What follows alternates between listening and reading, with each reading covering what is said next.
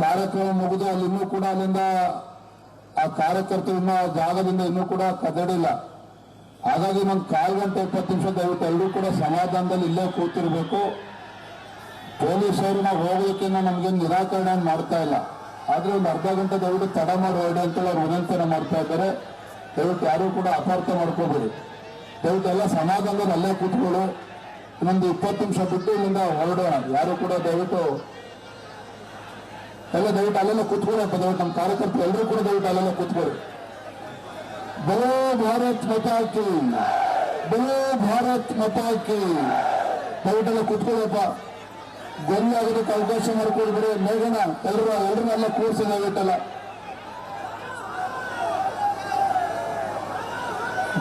ಕೂತ್ಕೊಳ್ಳಿ. ಹೆಣ್ಮಕ್ಳಿಗೆ ಅವಕಾಶ ಮಾಡಿಕೊಡಲಿ ದಯವಿಟ್ಟು. ಇನ್ನೊಂದು 1/4 ಗಂಟೆ 20 ನಿಮಿಷ ಸಮಾಧಾನದ ದಯವಿಟ್ಟು ಕೂತ್ಕೊಳ್ಳಿ. ಇಲ್ಲೇನೆ ಇನ್ನೊಂದು 20 ನಿಮಿಷ ನಂತರದಲ್ಲಿ ಪಾದಯಾತ್ರೆ ಮತ್ತೆ ಶುರುವಾಗ್ತದೆ. ತಾಯಿ ಅಲ್ಲೇ ರಮಣೆ ಅದು ಅಲ್ಲೇ ಕೂತ್ಕೊಳ್ಳಿ. ಹೆಣ್ಮಕ್ಳು ದಾರಿ ಮಾಡಿಕೊಡಪ್ಪ. ತಾಯಿಗೆ ದಾರಿ ಮಾಡಿಕೊಡಿ ದಯವಿಟ್ಟು. ಯಾರು ಕೂಡ ಮುಂದೆ ಬರಬೇಕು ಹೋಗ್ಬೇಡಿ. ಒಂದು 15-20 ನಿಮಿಷ ಇಲ್ಲಿಂದ ಮತ್ತೆ ಪಾದಯಾತ್ರೆ ಚಾಲನೆ ನೀಡ್ತೇವೆ. ದಯವಿಟ್ಟು ಸಮಾಧಾನದಲ್ಲಿ ಕೂತ್ಕೊಳ್ಳಿ ದಯವಿಟ್ಟು. ಅಣ್ಣ ಇಲ್ಲಿ ಬದಿಯಲ್ಲಿ ನೋಡು ದಯವಿಟ್ಟು ಸ್ವಲ್ಪ ಹಿಂದೆ ಸರ್ಕೊಳ್ಳಿ ಅಲ್ಲ ಪ್ಲೀಸ್. ಈ ಕಡೆ ಇಲ್ಲಿರೋ ಅಣ್ಣ ಸ್ವಲ್ಪ ಹಿಂದೆ ಸರ್ಕೊಳ್ಳಿ. ಆರಾಮಾಗಿ ತಣ್ಣ ಗಾಳಿ ಬರುತ್ತೆ, ಆರಾಮಾಗಿ ಕೂತ್ಕೊಳ್ಳಿ. ಸಿದ್ದರಾಮಯ್ಯ ಅವರಿಗೆ ರಾಜೀನಾಮೆ ಕೊಡಿಸೋರು ಯಾರ್ಯಾರು ಇದ್ರು ಸ್ವಲ್ಪ ಕೈ ಮೇಲೆ ಮಾಡಿ. ಸ್ವಲ್ಪ ಹಿಂದೆ ಸರ್ಕೊಳ್ಳಿ ಅಲ್ಲ ಸ್ವಲ್ಪ ಹಿಂದೆ ಸರ್ಕೊಳ್ಳಿ ದಯವಿಟ್ಟು ಕೂತ್ಕೊಳ್ಳಿ. ಬಲೋ ಭಾರತ್ ಮಾತಾ ಕಿ. ಈಗ 1 2 3 ಹೇಳ್ತೀನಿ, ದಯವಿಟ್ಟು ಕೂತ್ಕೊಳ್ಳಿ. ಸರ್ಕೊಳ್ಳಿ ಅಲ್ಲ ಸರ್ಕೊಳ್ಳಿ ಕೂತ್ಕೊಂಡ್ರಿ ಅಲ್ಲಲ್ಲ. 1 2 ಕೂತ್ಕೊಳ್ಳಿ. ಅಲ್ಲಿ ನೋಡಿ ಅಲ್ಲಿ 1 2 ಕೂತ್ಕೊಳ್ಳಿ ಅಲ್ಲಿ. ಮೇಡಮ್ ಪೈಯವರು ಆ ಪೈಯವ್ರಿಗೆ ಅಲ್ಲಿ ಕೂತ್ಕೊಳ್ಳಕ್ಕೆ ಹೇಳಿ ಇಲ್ಲಿರೋರೇ ನೋಡಿ ಕೂತ್ಕೊಂಡಿಲ್ಲ. ಕೂತ್ಕೊಳ್ಳಿ ಎಲ್ಲ ಕೂತ್ಕೊಳ್ಳಿ ಅಲ್ಲಿ ಮೇಡಮ್ ಅವರೇ ಮೇಡವರೆಲ್ಲ ಕೂತ್ಕೊಳ್ಳಿ.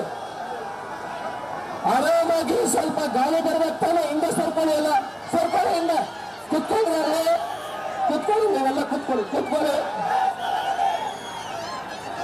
ಭಾರತ್ ಮಾತಾ ಕಿ.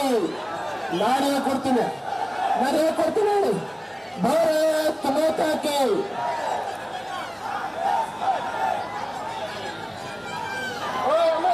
ಸ್ವಲ್ಪ ಇರಮ್ಮ. ಭಾರತ್ ಮಾತಾ ಕಿ ಜೈ ಶ್ರೀರಾಮ್. ಹರ ಹರ ಹರ ಹರ ಬಜರಂಗ ಬಲಿ ಕಿ. ಕೂತ್ಕೊಳ್ಳಿ ದಯಮಾಡಿ ಕೂತ್ಕೋಬೇಕು.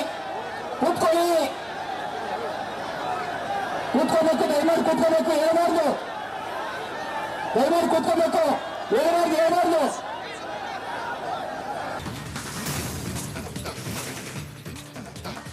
ಮೈಸೂರಿನಲ್ಲಿ ಕಾಂಗ್ರೆಸ್ ಜನಾಂದೋಲನದ ಹಿನ್ನೆಲೆ ಈ ಕಡೆ ಅರ್ಧ ಗಂಟೆ ತಡವಾಗಿ ಹೋಗುವಂತೆ ದೋಸ್ತಿ ನಾಯಕರ ಪಾದಯಾತ್ರೆಯನ್ನು ಹೊರಟಿತ್ತಲ್ಲ, ಹಾಗಾಗಿ ಮನವಿ ಮಾಡಿಕೊಂಡಿದ್ದಾರೆ ಪೊಲೀಸರು.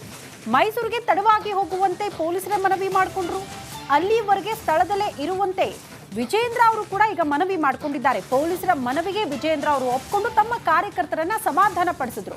ಸೊ ಹಾಗಾಗಿ ರಸ್ತೆಯಲ್ಲಿ ಅವ್ರನ್ನ ಕುಳಿತುಕೊಳ್ಳೋದಕ್ಕೆ ಮನವಿ ಮಾಡಿಕೊಂಡಿದ್ದಾರೆ. ನಮ್ಮ ಈ ಹೋರಾಟ, ಈ ಪಾದಯಾತ್ರೆ ಬಿಜೆಪಿ ಹಾಗೂ ಜೆಡಿಎಸ್ ಪಕ್ಷಗಳು ಒಟ್ಟಾಗಿ ಬಹಳ ಯಶಸ್ವಿಯಾಗಿ ನಮ್ಮ ಪಾದಯಾತ್ರೆ ನಡೆಕೊಂಡು ಬಂದಿದೆ. ಬಹಳ ಸಮಾಧಾನಕರ ರೀತಿಯಲ್ಲಿ ನಮ್ಮ ಹೋರಾಟ ಇವತ್ತು ಅಂತಿಮ ಹಂತಕ್ಕೆ ಬಂದು ತಲುಪಿದ್ದೇವೆ.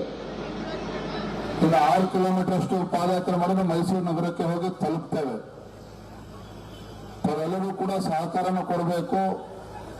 ನಮ್ಮ ಈ ಹೋರಾಟ, ಈ ಪಾದಯಾತ್ರೆ ಬಿಜೆಪಿ ಹಾಗೂ ಜೆಡಿಎಸ್ ನೋಡಿ, ವಿಜಯೇಂದ್ರ ಅವರು ಕಾರ್ಯಕರ್ತರ ಬಳಿಗೆ ಮನವಿ ಮಾಡಿಕೊಳ್ತಾ ಇರುವಂತಹ ದೃಶ್ಯ. ಕಾರಣ, ಒಂದ್ ಕಡೆ ಮೈಸೂರಿನಲ್ಲಿ ಕಾಂಗ್ರೆಸ್ನ ಜನಾಂದೋಲನ, ಮತ್ತೊಂದು ಕಡೆ ಪಾದಯಾತ್ರೆ. ಎಟ್ ಎ ಟೈಮ್ ಮೈಸೂರಿಗೆ ಎಂಟ್ರಿ ಆಗ್ಬಿಟ್ರೆ ಅಲ್ಲಿನ ಸಾರ್ವಜನಿಕರಿಗೆ ತೊಂದರೆ ಆಗಬಹುದು. ಕಾನೂನು ಸುವ್ಯವಸ್ಥೆಯ ಪ್ರಶ್ನೆ ಬಂದಾಗ, ಏನಾದರೂ ಅಹಿತಕರ ಘಟನೆಗಳು ನಡೆದಾಗ, ಗಲಾಟೆ ಗದ್ದಲಗಳಿಗೆ ಮೈಸೂರು ಸಾಕ್ಷಿ ಆಗ್ಬಿಟ್ರೆ ಮತ್ತೆ ಪೊಲೀಸರನ್ನೇ ನಾವು ಪ್ರಶ್ನೆ ಮಾಡಬೇಕಾಗುತ್ತೆ. ಹಾಗಾಗಿ ಅವರು ಎರಡೂ ಕಡೆ ಪರಿಸ್ಥಿತಿಯನ್ನ ನಿಭಾಯಿಸೋ ಕಾರಣದಿಂದ ಅರ್ಧ ಗಂಟೆ ತಡವಾಗಿ ಇಲ್ಲಿಂದ ಹೊರಡಿ, ಆನಂತರ ನಿಮ್ಗೆ ನಾವು ಅವಕಾಶ ಮಾಡಿಕೊಡ್ತೀವಿ ಅಂತ ಪೊಲೀಸರು ಹೇಳಿದ್ರು. ಕೆಲವರು ಅದನ್ನ ನೋಡದೆ ಗಲಾಟೆ ಗದ್ದಲಕ್ಕೆ ಕಾರಣರಾದ್ರು. ಬಟ್ ಆನಂತರ ವಿಜಯೇಂದ್ರ ಅವರೇ ಅವ್ರನ್ನ ಸಮಾಧಾನ ಪಡಿಸಿ ರಸ್ತೆಯಲ್ಲೇ ಕುಳಿತುಕೊಳ್ಳೋದಕ್ಕೆ ಮನವಿ ಮಾಡ್ಕೊಂಡಿರುವಂತಹ ಸನ್ನಿವೇಶ ಕೂಡ ಆಯ್ತಲ್ಲಿ. ಅರ್ಧ ಗಂಟೆ ತಡವಾಗಿ ಹೊರಡೋಣ, ಅಲ್ಲಿ ಪೊಲೀಸರ ಮನವಿ ಮಾಡ್ಕೊಳ್ತಿದ್ದಾರೆ ಅನ್ನುವಂತಹ ವಿಚಾರವನ್ನ ವಿಜಯೇಂದ್ರ ಅವರು ತಮ್ಮ ಕಾರ್ಯಕರ್ತರಿಗೆ ಮನವರಿಕೆ ಮಾಡಿಕೊಟ್ಟಿದ್ದಾರೆ. ನಾವು ದೃಶ್ಯ ಗಮನಿಸ್ತಾ ಇದ್ದೀವಿ. ಹಾಗಾಗಿ ಸದ್ಯ 30 ನಿಮಿಷ ತಡವಾಗಿ ಮೈಸೂರಿಗೆ ಎಂಟ್ರಿ ಆಗಲಿದೆ ಈ ಪಾದಯಾತ್ರೆ ಅನ್ನೋದು ಸದ್ಯ ಸಿಗ್ತಾ ಇರುವಂತಹ ಮಾಹಿತಿ. 6ನೇ ದಿನ ಇವತ್ತು ದೋಸ್ತಿ ನಾಯಕರ ಪಾದಯಾತ್ರೆ. ಇದಕ್ಕೆ ಕೌಂಟರ್ ಅಟ್ಯಾಕ್ ಅನ್ನೋ ರೀತಿಯಲ್ಲಿ ಕಾಂಗ್ರೆಸ್ನವರು, ಅದು ಕೂಡ ಸಿಎಂ ತವರೂರು, ಸಿಎಂ ಅವರ ಶಕ್ತಿ ಪ್ರದರ್ಶನ ಕೂಡ ಇವತ್ತು ಜನಾಂದೋಲನದಲ್ಲಿ ಆಯಿತು. ಸೊ ಯಾವ ರೀತಿ ದೋಸ್ತಿ ನಾಯಕರ ಈ ಪಾದಯಾತ್ರೆಗೆ ಅವರು ಕೌಂಟರ್ ಕೊಟ್ಟರು ಅದನ್ನ ಕೂಡ ನಾವು ಗಮನಿಸಿದ್ವಿ. ಈಗ ಇದಾದ ಬಳಿಕ ನಾಳೆ ಮೈಸೂರು ದೋಸ್ತಿ ನಾಯಕರ ಈ ಪಾದಯಾತ್ರೆಗೆ ಸಾಕ್ಷಿ ಆಗಲಿದೆ. ನಾಳೆ 7ನೇ ದಿನ, ಬಟ್ ಇವತ್ತೇ ರಾತ್ರಿ ಮೈಸೂರು ಎಂಟ್ರಿ ಆಗಲಿದೆ ಈ ಪಾದಯಾತ್ರೆ.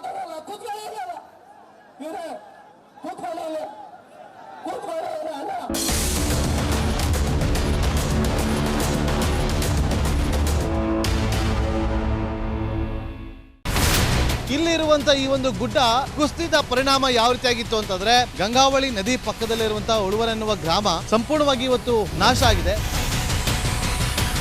ಮನೆ ಮಠ ಏನಿಲ್ಲ, ಎಲ್ಲ ಹೋಗ್ಬಿಟ್ಟಿದೆ. ಇವತ್ತು ರಿಪಬ್ಲಿಕ್ ಕನ್ನಡ ಮಾಡಿದಂತ ಒಂದು ವರದಿಯಿಂದಾಗಿ ಎಚ್ಚೆತ್ತುಕೊಳ್ಳುವಂತ ಕೆಲಸ ಸರ್ಕಾರ ಮಾಡಿದೆ, ಸಚಿವರು ಕೂಡ ಮಾಡಿದ್ದಾರೆ. 2 ಗಂಟೆಗೆ ಸುದ್ದಿ ಮೂಡಿಸಿದ್ದು 6 ಗಂಟೆಗೆ ಎಲ್ಲ ಸಚಿವರು ಮಿನಿಸ್ಟರ್ ಎಲ್ಲ ಬಂದು ಇಲ್ಲಿ ನೋಡೋಗಿದ್ದಾರೆ.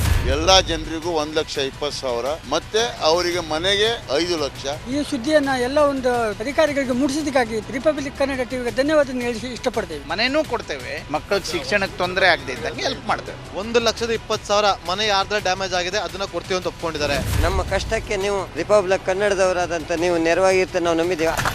ಅವರಿಗೆ ಸೂರನ್ನ ಕಲ್ಪಿಸಿಕೊಡೋವರೆಗೂ ಕೂಡ ರಿಪಬ್ಲಿಕ್ ಕನ್ನಡ ಅವರಿಗೆ ಧ್ವನಿಯಾಗಿ ನಿಲ್ಲುವಂತ ಕೆಲಸವನ್ನ ಮಾಡುತ್ತೆ.